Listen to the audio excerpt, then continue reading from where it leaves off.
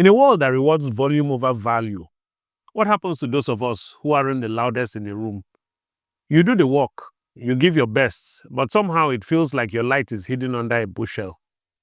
Or maybe you've built so much momentum that the thought of resting feels like failure. Or you're trying to show up in spaces that drain you because they don't seem built for people wired like you.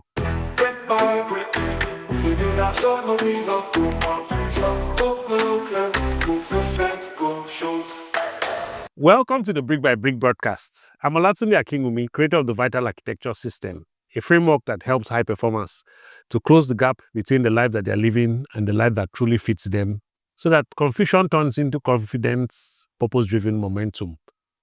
If you're new here, hit the subscribe button, tap the bell. And if what we talk about today resonates with you, share it with someone who needs it. Because here, we are not just chasing quick fixes. We are building lasting alignment, one brick at a time. In today's V.I.T.A.L Office Hours episode, we are unpacking 3 questions that almost every high achiever struggles with.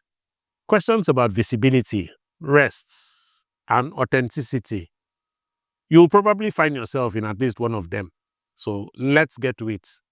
The first question says, I feel unseen at work because I'm not the loudest voice in the room. How can I make impact quietly but powerfully? It says that I feel unseen at work because I'm not the loudest person in the room. How can I make impact quietly but powerfully? This question touches a nerve for many people, especially thoughtful professionals who do very great work but often go unnoticed. As you know, we live in a world that rewards visibility over value. It can feel like silence equals invisibility. We've built a work culture that glorifies volume. The person who speaks the most in meetings often gets the credits, not necessarily the one who solves the real problems. And that can feel very unfair, right? You are there doing the work and then carrying the project on your head, but because you are not loud, it's almost as if you don't exist. Let's look at it carefully, because being quiet doesn't mean being small, and being visible doesn't mean you are being vain. There's a cultural misconception that to be seen, you have to be loud. But visibility and value are not the same thing. Visibility is not about noise, it's about narrative. If people don't see the story of your contribution, they can't appreciate it or amplify it. Psychologists call this the availability bias. We pay attention to what's most visible, not what is most valuable. So when people say, if I do good work, people will notice, I often tell them, no, they won't notice because they're too busy trying to survive their own day. You don't have to be loud. You just have to become legible. Think of it like this. A microphone makes noise, but a lighthouse, it emits light. One demands attention, the other commands it. When you do great work, but remain hidden, you're like a lighthouse that is switched off. It doesn't matter how solid your foundation is, if people can't see your light, they can't navigate by it. Visibility, when it's done right, isn't arrogance, it's service. It helps other people know where you are, what you bring to the table, and how they can align with you. In fact, in scriptures, Jesus' brothers once said to him, no man does great works in secret. Go to Judea, so your works may be seen. He himself taught us that no one should light a candle and hide it under a bushel. In other words, if what you have is light, then let it shine. Now, if you are introverted, this doesn't mean that you should fake extroversion, right? Introversion is a temperament, it's not a limitation. And in the Ocean personality model, introverts tend to be higher in agreeableness and openness. They are better listeners, deeper thinkers, more reflective. The problem isn't introversion, it's when we weaponize it against ourselves. Introverts have an edge in influence because they can lead with empathy, clarity, and precision. But they must find channels of expression that fit their wiring.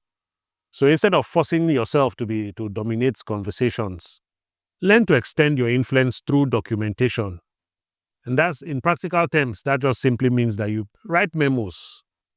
Be the one who captures what was decided and sends clear follow ups to other people. You can also volunteer for summaries after meetings, distill insights and send them to the stakeholders.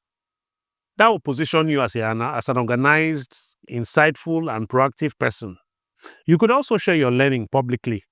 Reflect on projects on LinkedIn, your internal Slack channels if you are on any of them, or even knowledge boards. Talk about your achievements and your unique way of solving problems. Writing is the introvert's amplifier.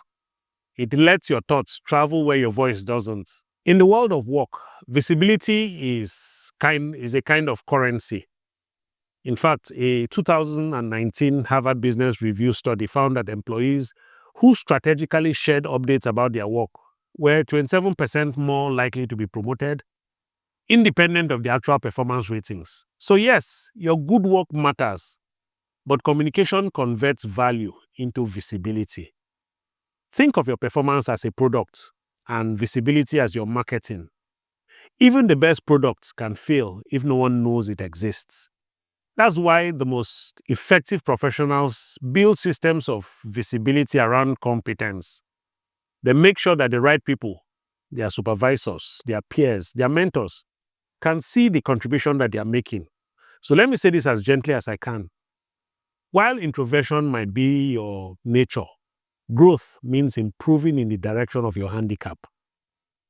If speaking up in meetings terrifies you, speak up anyway, but just start small. You don't need to dominate the room. You can simply say, I'd like to build on what has just been said earlier. Or here's one thing that stood out to me.